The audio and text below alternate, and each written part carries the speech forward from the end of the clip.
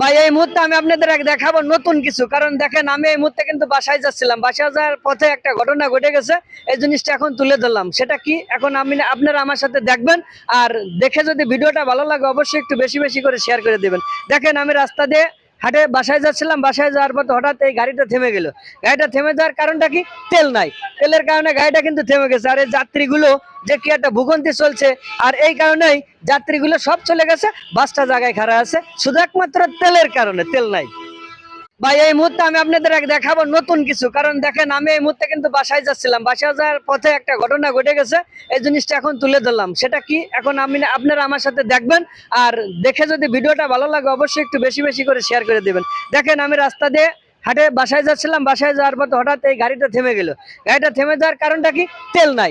তেলের কারণে গাড়িটা কিন্তু থেমে গেছে। আর এই যাত্রীগুলো যে কি একটা ভূগন্তি চলছে, আর এই কারণেই যাত্রীগুলো সব চলে গেছে, বাসটা জায়গায় খাড়া আছে শুধু একমাত্র তেলের কারণে, তেল নাই।